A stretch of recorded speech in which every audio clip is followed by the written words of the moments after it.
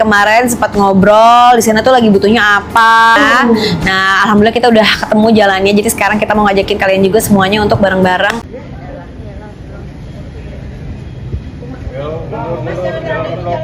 Penyidik telah melakukan pemeriksaan terhadap beberapa saksi, yaitu lebih dari 6 saksi, termasuk saksi ahli. Bersyukur ya Allah, saya masih dikasih cobaan gitu, tandanya Allah masih punya perhatian saya gitu.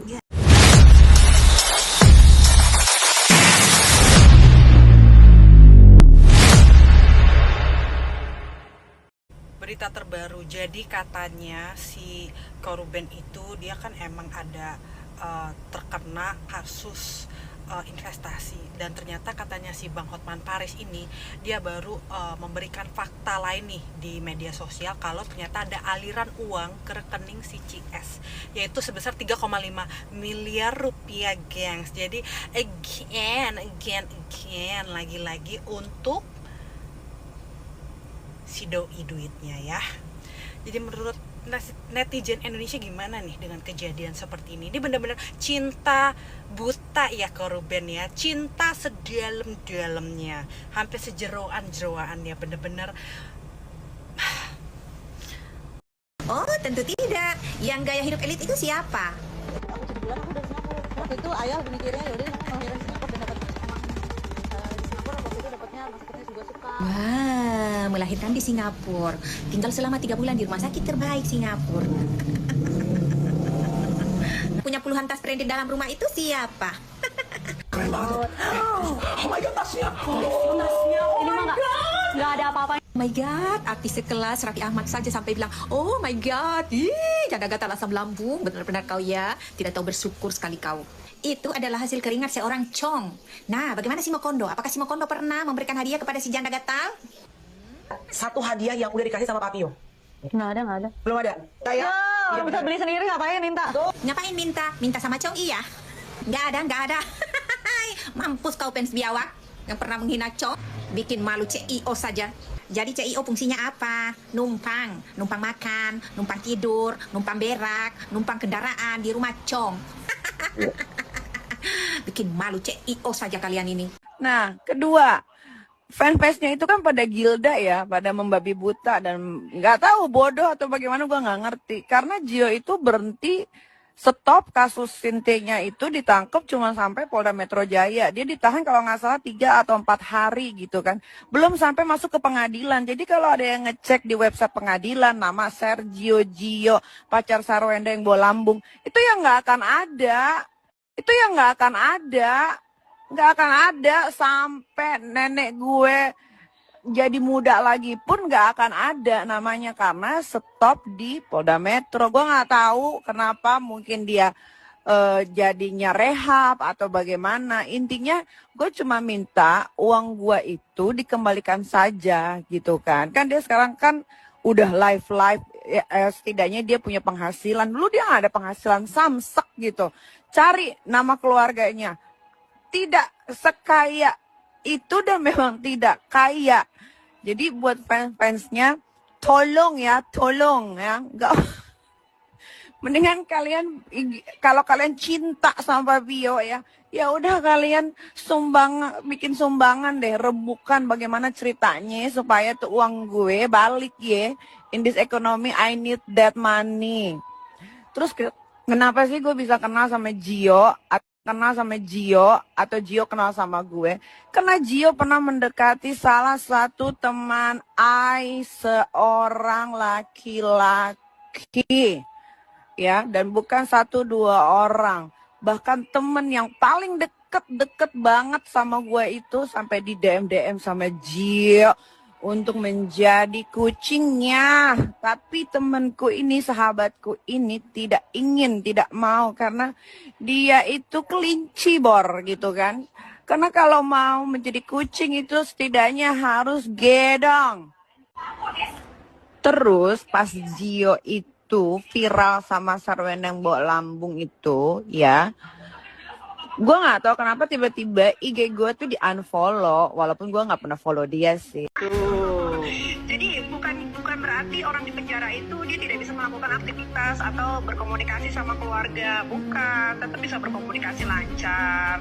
Sekarang zaman udah berubah, sekarang ada wartel yang ada video call-nya, jadi nggak usah bertanya-tanya lagi. Nikita Mirzani ini menggunakan haknya sebagai tahanan untuk berkomunikasi dengan kerabatnya, dan Nikita Mirzani menggunakan hak berkomunikasinya itu di wartel Suspas yang ada di Rutan Pondok Bambu. Live itu kan bukan Nikita Mirzani ya, yang live itu kan ada lawan bicaranya, ya kan? Betul, itu akan menjadi bagian kajian dari kami. Ya, sekali lagi, hak untuk berkomunikasi, tolong ya disampaikan, hak untuk berkomunikasi ini bukan hanya untuk Nikita Mirzani, tapi seluruh warga binaan dan tahanan. Saat ini kan Nikita Mirzani status sebagai tahanan ya, itu diberikan sesuai dengan peraturan yang berlaku. Oke, cuman kita gosip dulu di pagi ini ya kan, karena pagi ini sangat dingin banget, jadi aku masih memakai selimutku. Ya kan, kalian sudah lihat kan video yang tadi di depan itu. Sebenarnya ya itu video yang sudah lama banget itu. Seharusnya kita pahami, orang yang di dalam lapas itu punya kebebasan tersendiri, punya hak tersendiri.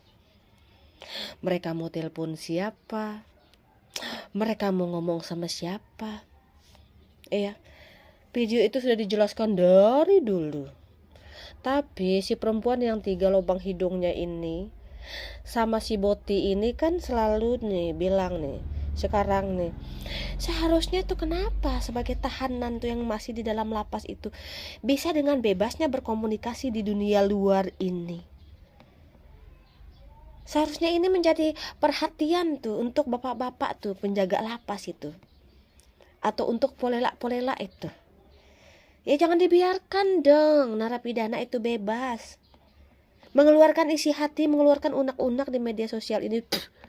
Bodoh kali kalian berdua, bejir. Itu penjelasan tadi itu belum paham kalian, harus aku uraikan secara jelas terang gak gitu. Itu haknya dia. Biarpun mereka dalam lapas, tapi mereka tuh bisa berkomunikasi di dunia luar itu dengan mau memakai apa itu, wortel atau apa itu, bukan kentang ya. Tuh, mereka punya hak itu. Perlu dijelaskan lagi. Dia memakai haknya, bukan hanya Nikita Mirzani saja. Semua tuh, seluruh tuh masyarakat lapas itu tuh. Kalau mereka berkepentingan, kalau mereka itu pengen ngomong sama keluarga mereka itu, mereka punya hak untuk ngomong, untuk berkomunikasi dengan keluarga mereka, teman mereka, sahabat mereka. Kenapa kau Boti? Kenapa kau perempuan lubang hidungnya 3 kok geram gitu? Nggak paham juga, nggak masuk juga di otak. Kalau itu adalah salah satu fasilitas mereka, orang-orang yang ada di lapas itu. Kau kira orang yang berada di lapas itu tuh nggak berhak untuk bernapas, nggak berhak untuk bersuara gitu? Apalagi orang menagih hutang terus kau yang geram gitu? Monyet. Pahamin dulu itu semua peraturan-aturan di lapas sana. Kau menggonggong di luar ini kayak anjing. Padahal video itu tuh udah lama banget itu dijelaskan tuh sama pihak lapas tuh. Sini Nikita Mirzani mempunyai hak dan dia tuh memakai haknya. Lagian gitu ya, kalau seandainya ada tersebar nih video callnya si Nikmir tuh yang di dalam penjerong itu, bukan dia yang video call katanya bodoh, itu teman bicaranya. Paham? Sampai di sini bisa terisi ini otak, jangan kosong-kosong banget. Hidup di dunia sudah 2026 masih tolol aja. Ini tuh zaman sudah beda. Beda tuh zaman dulu tuh sama zaman sekarang aturannya bodoh. Kalau kau pernah masuk penjerong di zaman-zaman kuda gigit besi, yang nggak ada yang namanya telkom, nggak ada yang namanya wortel, nggak ada yang namanya kentang, nggak ada tuh yang namanya bawang cabai, itu nggak ada bodoh. Masih aja kok heran dengan hal-hal begitu. Mereka juga punya peraturannya sendiri, nggak mungkin orang lapas itu ngebiarin. Napi-napinya itu tuh nggak sesuai aturan mereka. Di mana harga diri mereka kalau seandainya nggak sesuai aturannya? Kan kalian bilang sendiri kalau Nikita Mirzani itu nggak kebal hukum. Ya sudah kalau memang begitu. Seharusnya kau berpikir waras. Hah? Gak usah bertanya lagi ke orang bodoh, ke orang tolol kau. Pengen kali ku injak batang lehermu tuh.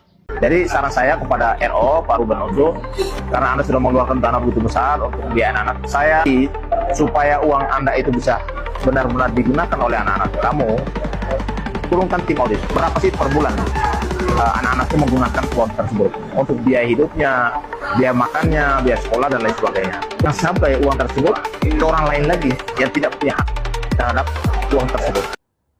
Halo semuanya, hai guys, ada yang terbaru lagi nih. Ternyata akun-akun fanbase itu yang banyak menyerang si Ruben itu ternyata itu dikelola oleh mantan iparnya. Suami istri bikin akun fanbase itu ngeri, dan sengaja memang dia mau menjatuhkan, mau menjelek-jelekan, mau menghancurkan. Akhirnya sudah kedeteksi. Serem. Dan dari pengacaranya juga udah memberitahukan bahwa aliran dana investasi itu ternyata tidak masuk ke rekening Ruben. Ayo tebak ke rekening siapa? Ayo kita main tebak-tebakan, tebak-tebak manggis yuk, mari. Serem. Ada pula yang ngomong gini nih, kenapa CEO dilibat-libatin sih, kan dia nggak ada hubungannya. Makanya nggak ada hubungan gimana nggak dilibatin. Lu ingat nggak video yang dia ngejagain RO waktu bawa anak dijagain? Itu kan bikin orang kesel, bikin netizen kesel. Terus ingat nggak pertama kali dia bilang dulu gender rasa gadis? Artinya apa gadis? Nggak pernah disentuh gitu sama RO. Itu kan dia yang asal muasalnya.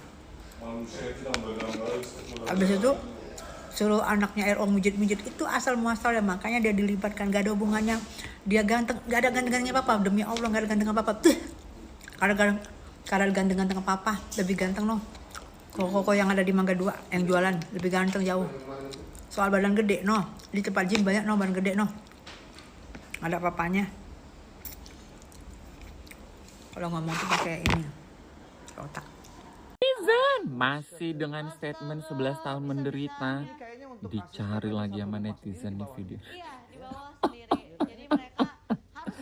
Coba kita lihat Sendiri. Iya. Gitu. Luasnya bener-bener kayak rumah loh ini. Lumayan loh ya kan? Maksudnya aku supaya mereka nyaman lah, mereka mau nongkrong di sini. Iya, nonton TV apa. Ngobrol gitu nyaman. Idenya boleh juga nih. Jadi uang servis areanya benar-benar sendiri di bawah. Jadi kalau misalnya keluarga ngumpul ya mereka bisa di sini ya? Iya bisa di sini.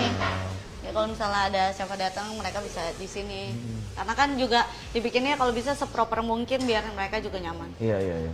Kita ke warkop mau bawa mobil yang mana? Oh bebas, aku ikut. Emang kita mau kemana sih? Mas Andre yang bawa. Saya emang nggak bisa bawa. Serius aku yang bawa? Lah. Waduh. Mereka deg-degan kalau aku yang bawa. Yang kecil aja, yang kecil tuh. Ini. Oh ini jangan. Ini lagi diituin remnya. Yang merah ini. Yang kecil aja deh. Yang ini aja yang merah ya. Yang merah. Matic kan itu? Matic. Ya udah, oke. Sekarang kita masuk ke ini apa dah? Ini kantor. Oh, ini kantor. Kantor untuk? Untuk YouTube. Yuk. Tuh 2 3 4 5 6 ya? Ada berapa nih? Tuh 2 Nggak 3 tahu 4 lagi. 5 6 7 8 9 10 11 12 13 14 15 16 17. Saya harus ganjil berarti. 17 kayak angka keberuntungan saya tuh. Oh iya. Saya kan ulang tahunnya tanggal 17. Juga. Apa-apa, buka aja. Aman. Soalnya ini marmer nih, kita harus. Enggak, aku nggak pakai marmer. Loh ini apa? Namanya granitel. Granitile, tapi motifnya marmer ya? Betul, karena setelah kemarin pakai marmer, punya anak-anak bercak semua. Bener, dan ngebersihinnya repot banget. Oh aku udah sampai 1 blok gitu 2,5 juta. Kagak bersih-bersih lagi. Ya Wah udah semenjak itu nggak mau deh, mohon maaf. Dan granitile. Selang. Ternyata kalau dipikir-pikir rumah dia ini sering dulu di review ertong ya. Saking rumah ini kayaknya cucok ya. Saking dia ini pun dulu naik daun banget kan. Sering loh di review orang mungkin Nih buktinya banyak yang nge-review jejak-jejak digital.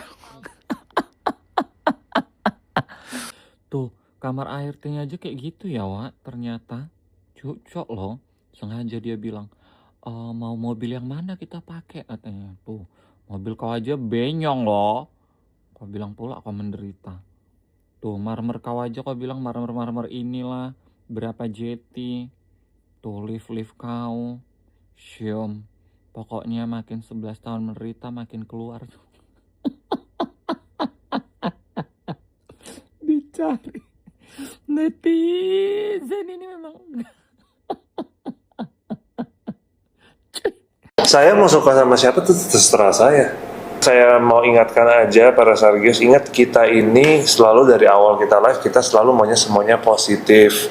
Ya, biarpun ada mereka-mereka senggol pun kita tetap harus stay positif, kita jangan memulai. Dan kita juga mau say thank you juga buat kalian-kalian yang sangat-sangat membela kita.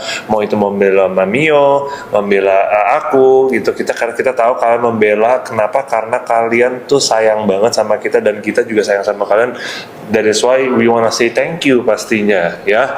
Dan juga ingat, biarpun ada orang siapapun itu, hater pun atau siapapun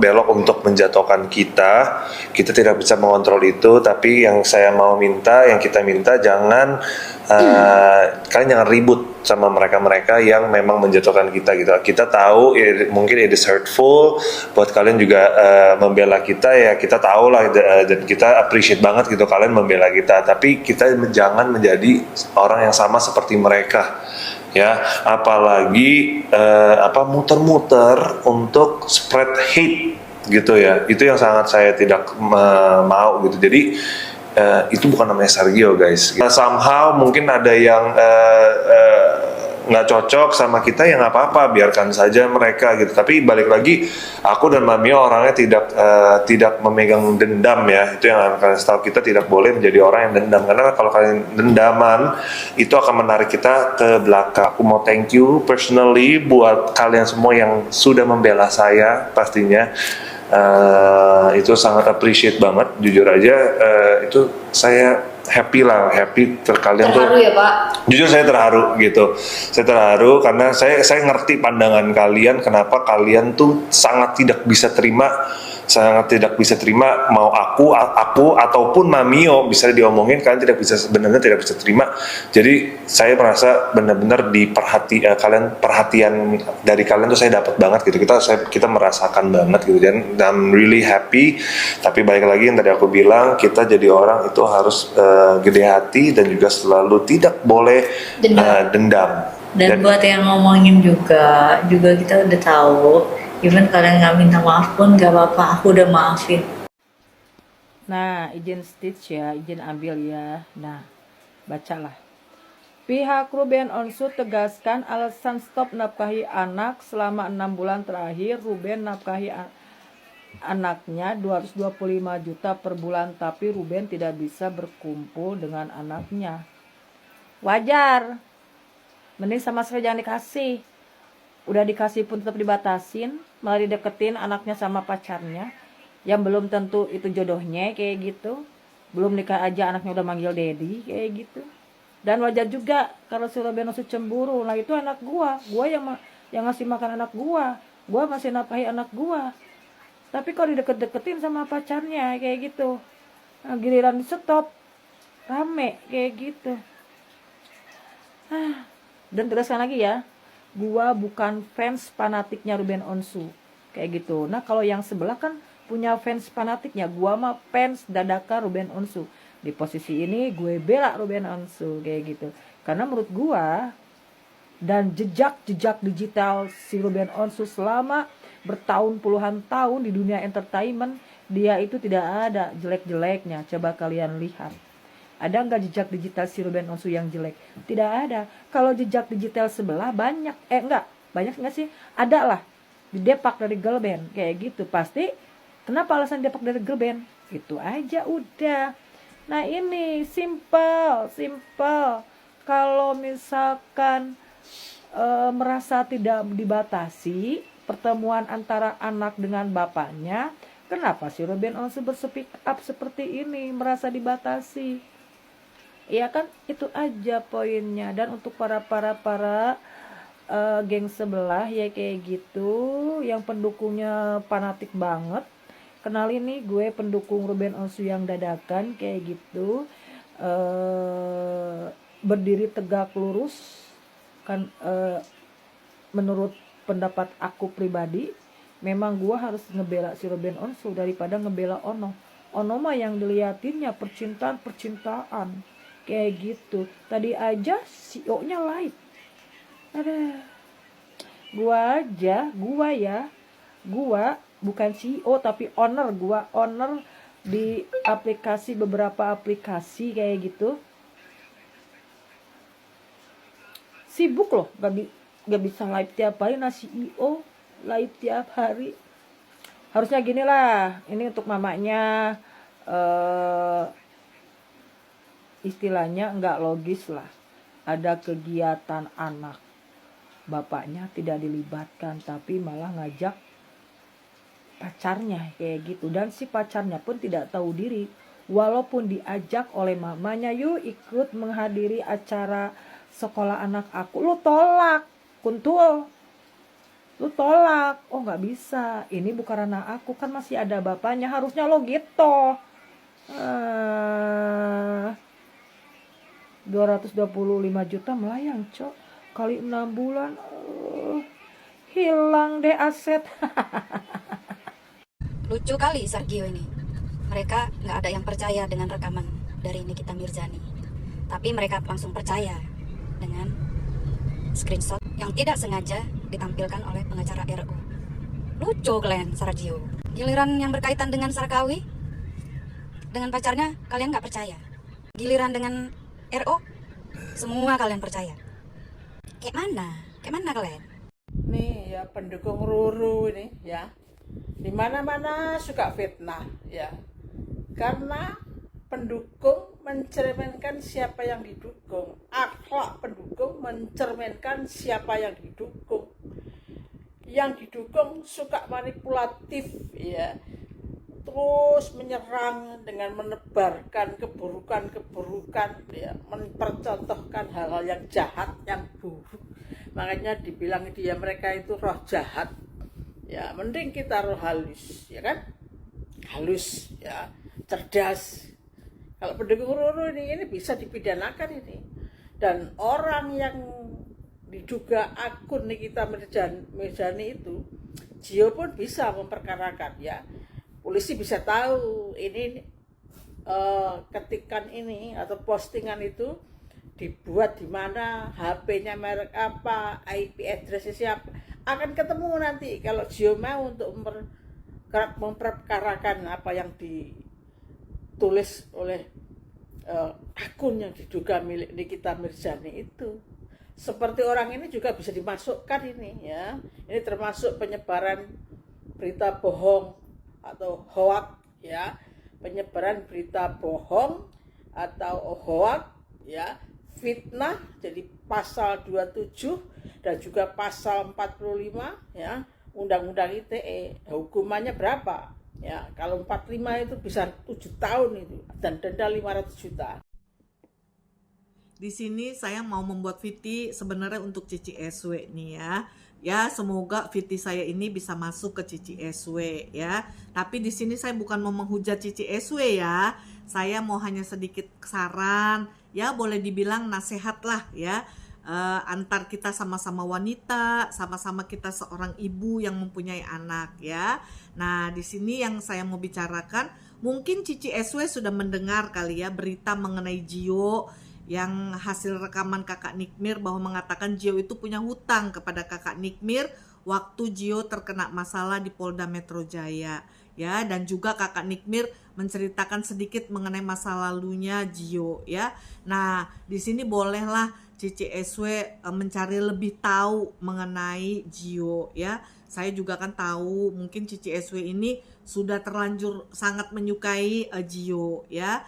Tetapi untuk kebaikan di kemudian hari nggak ada salahnya kalau Cici SW mencari tahu lebih banyak mengenai Gio supaya nantinya tidak ada penyesalan gitu loh ya kan. Karena kan kalau nanti sampai terjadi pernikahan terus bercerai lagi kan kasihan untuk anak-anak ya. Jaga nama baik anak-anak, jaga nama baik Nanai, dan juga kan Cici SW punya keluarga besar ya. Terlebih Cici SW ini adalah anak paling besar ya. Jadi berikanlah contoh yang baik buat adik-adiknya Cici SW dan juga untuk anak-anak Cici SW ya. Jadi sebaiknya tolong dipikirkan kembali lah ya. Lebih baik Cici SW lebih dekat lagi kepada Tuhan, bertekun di dalam doa, meminta kepada Tuhan. Barangkali memang Cici SW kepengen ada pendamping yang baru, biar Tuhan berikan pendamping yang baru, yang takut akan Tuhan ya, yang bisa menjadi imam yang baik di dalam rumah tangga Cici SW nantinya ya. Sedikit ya ini ya saya berbicara kepada Cici SW. Saya mohon jangan tersinggung ya Cici SW ya. Ini demi kebaikanmu. Walaupun saya ini salah satu pembelanya Ko Ruben ya, dari tim Dewan Pembela Ruben yang sering dibilang DPR. Mungkin Cici SW sudah mendengar nama itu ya. Tapi di sini saya berbicara sebagai kita sama-sama seorang wanita. Oke ya Cici SW ya. Bye bye. God bless you. Cendes rasa lontes. Kali dia bilang dulu.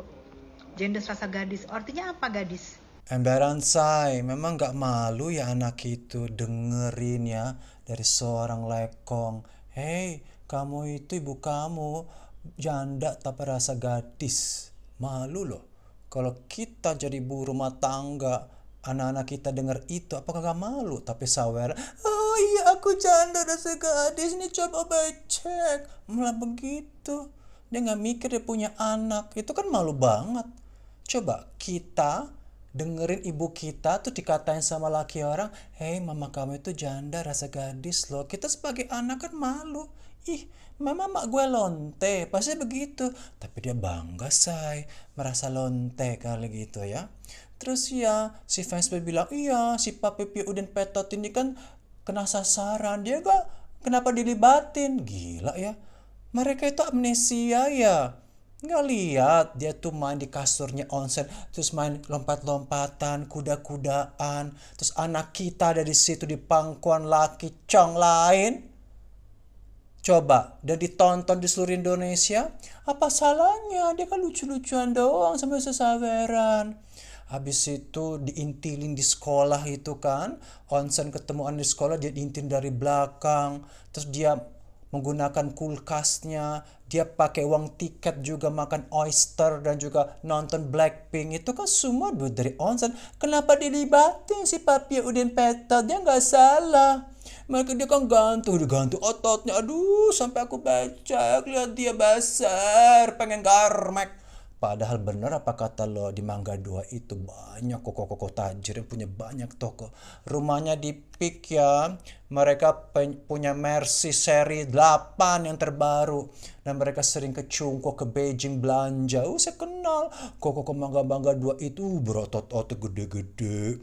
Dan lebih maco. Dan mereka juga itu punya pabrik garmen. Dan mereka juga sering ke Beijing untuk belanja. Mereka rumahnya di Pik, bukan di rumah susun. Mereka nggak numpang. Dan mereka nggak nge-live saking tajirnya Koko Mangga 2 itu. Ini Koko Mangga 2 apaan? Paling asongan. Tadinya dia berusaha mau jual mie babi gitu. Katanya nggak laku. Akhirnya udahlah. Aku nebeng aja sama jendes-jendes. Tadinya dia mau porotin si Marijan itu. Berapa tahun yang lalu. Tapi gagal. Dia incer ini. Sebenarnya si Koko Mangga 2 ini, si Udin Petot ini malu sebenarnya. Tapi kepalang masuk dia. Dia nimbrung di kehidupan rumah tangga orang lagi runyam, ya. Dia udah melihat duit, waduh, ini gue pasti jadi kaya dapat endorse. Ya, iblis kasih berkat sementara. Habis itu diambil kembali. Dan mereka mengatakan, iya saweran ini menghina. Siapa menghina duluan? Onsen gak pernah aku dengar dia menghina saweran. Yang menghina itu kan si saweran. Ngatain Onsen itu Chong sama Jing. Dari situlah muncul semuanya. Mulai ini drama ini. Dan mereka menyalahkan. Ya kenapa sekarang saweran ini dihina-hina? Apa salah dia? Dia kenapa dihina? Karena dia mulai duluan. Paham? Wanita tak beres. Murahan menurut saya. Ya mau live gitu kan, lendir-lendir gini-gini, terus garme centil-centil. Kalau lo punya anak, lo malu anak lo melihat lo kayak lonte. Bener nggak, Say? Tapi nggak tahu sih, ada juga ibu yang suka dikatain lonte. Kalau gue nggak mau punya ibu lonte, anaknya akan malu. Kok mami punya perilaku seperti itu dulu? Mami kok kayak lontong sayur, lonte banget, Mi. Terpaksa saya untuk cari uang untuk kasih makan lo. Kok sampai segitu? Iya, aku malu. Tuh, dibully kenapa di sekolah? Karena mau lihat mungkin ibunya kayak lonte. Emang menurut lu brand-brand gede yang masuk itu siapa? Gua yang mintain buat TikTok. Sorry banget nih. Ya, mereka gara-gara ada apa? Gara-gara ada guanya. Gue bilang grupnya Eskom ya. Kalau misalnya emang semuanya lagi subsidi, gua nggak usah live lagi, bilangin. Gua yang bilang beneran. Enggak, komen rasa bunda. Kalau emang nggak disubsidi, udah kita nggak usah live lagi aja, nggak apa-apa. Ya. Nggak apa-apa banget kok, hidup gue nggak ada di sini, beneran ya. Oke, cuman kita bergosip dulu pagi-pagi ini ya kan, tentang video indah di masa lalu. Ya, dia dengan sombongnya dia bilang, asal lo tahu aja, masuknya brand-brand besar ini tuh kenapa coba? Karena ngelihat gue nya, ya kan, gue mau nggak di sini juga nggak apa-apa gitu. Terus dia suruh tuh ini apa namanya itu, dia suruh adminnya dia untuk chat itu, bilang sama dia kalau nggak ada subsidi itu kita nggak usah live lagi. Dengan sombongnya dia gitu kan brand. Ya kan. Tapi sebenarnya guys, kita itu nggak boleh ngomong-ngomong sombong seperti itu. Karena apa coba? Apa yang kita ucapkan hari ini itu nggak akan terjadi di kehidupan kita. Ya kan, dia sok-sok sombong kan karena di live ini bilang sama dia tuh kalau seandainya itu nggak ada subsidi itu kita tuh nggak usah live. Dipikir dirinya aja ya, host live di TikTok ini. Kalau brand-brand mah enak itu nyari host live itu. Host live mana yang nggak suka gitu? Disuruh sama orang promosiin barang, ya mungkin kan ada red cardnya juga itu selain dari komisi, ya kan. Tapi yang aku bicarakan di sini tentang omongan adalah doa. Benar itu ternyata. Ya bukan ternyata sih, memang dari dulu aku pahami itu memang benar. Kalau omongan ini itu adalah doa kita. Dan aku meyakininya apa yang kita omongkan di hari ini itu yang akan kita jalankan di masa depan. Makanya itu kan Allah sering bilang gini, jangan kalian ngomong yang aneh-aneh, apalagi tentang kehidupan kalian, karena itu yang akan kalian jalankan. Omongan itu adalah doa katanya. Ya, jadi biasakan diri untuk selalu ngomong yang baik-baik. Setiap bangun tidur, setiap mau tidur. Nah, itulah kita selalu dibiasakan untuk manifestasi, berdoa, apalagi di pagi hari itu. Karena di situ kita akan memulai hari. Jangan terlalu sombong dan takabur. Allah itu nggak suka. Ya. Sehebat apapun kita di mata orang nih ya. Misalnya seperti dia ini. Ya, asal kalian tahu aja brand-brand besar itu tuh datang ke sini tuh karena apa coba? Karena ada guanya. Itu kesombongan itu sebenarnya. Kalimat itu kalimat sombong itu. Bilang sama dia itu kalau nggak mau dikasih subsidi ya nggak usah, kita nggak usah live aja. Dia merasa penting dia. Tapi ada yang satu yang dia lupakan, omongannya dia itu loh. Makanya kita tuh nggak boleh ngomong yang aneh-aneh. Takutnya pas kita ngomong ada malaikat lewat terus dicatat omongan kita. Ya pastilah akan dikabulkan itu sama Allah. Nah sekarang sudah ngontrak kan, walaupun ya dia kan selalu berubah-ubah omongannya. Sekarang tuh mencoba untuk live lagi. Ya, walaupun dihina, dicaci sama orang tuh, karena dia sudah muka tembok ya, harus muka tembok. Karena dia kan butuh itu, ya kan? Dia butuh untuk kehidupannya, untuk ini itunya, keperluannya, kan dia butuh. Dulu katanya yang nggak apa-apa lah gue nggak ada di sini, bla bla bla bla katanya. Sekarang dikabulkan. Ya, itulah gunanya kita harus ngomong baik-baik. Ngomong yang bermanfaat. Apalagi tentang diri sendiri, kehidupan keluarga nggak boleh itu ngomong yang sembarangan tuh nggak boleh guys, nggak boleh. Polisi belum menahan Ruben Onsu karena dinilai tak hambat penyidikan. Polisi menyatakan belum menahan artis Ruben Onsu sebagai tersangka kasus dugaan penipuan dan penggelapan senilai 3,5 miliar karena dinilai tak menghambat selama proses penyidikan serta memberikan informasi sesuai fakta. Tersangka tidak memberikan informasi yang tidak sesuai fakta pada saat pemeriksaan, kata Kasat Reskrim Polres Metro Jakarta Selatan AKBP Iskandar Syah kepada wartawan di Jakarta Selasa. Iskandar Syah mengatakan syarat penahanan seorang tersangka diatur dalam pasal 100 ayat 5 Undang-Undang 20 tahun 2025. Dia menuturkan Ruben tidak pernah mengabaikan panggilan penyidik 2 kali berturut-turut tanpa alasan yang jelas. Selain itu, Ruben juga dinilai tidak menghambat proses penyidikan dan tidak berupaya untuk melarikan diri. Tersangka tidak berupaya merusak dan menghilangkan barang bukti. Tersangka juga tidak mempengaruhi saksi untuk tidak mengatakan kejadian sebenarnya, ucapnya. Ia menjelaskan Ruben dijadwalkan menjalani pemeriksaan sebagai tersangka pada Jumat 28 Agustus mendatang. Adapun kasus ini bermula saat Ruben menawarkan korban untuk berinvestasi di usaha jual beli sebuah produk. Ruben dan DM kemudian membuat perjanjian kerjasama, dan terkait investasi tersebut Ruben juga disebut menjanjikan keuntungan dari kerjasama itu. Namun hingga batas waktu yang ditentukan, korban tidak mendapatkan keuntungan yang dijanjikan sebelumnya. Total kerugian yang dialami korban dalam kasus ini diduga mencapai 3,5 miliar. Kasih Humas Polres Metro Jakarta Selatan AKP Joko Wibowo menjelaskan kasus tersebut telah naik ke tahap penyidikan sejak 25 April 2026 setelah penyidik memeriksa 6 orang saksi termasuk ahli. Setelahnya polisi melakukan gelar perkara dan menetapkan Ruben Onsu sebagai tersangka.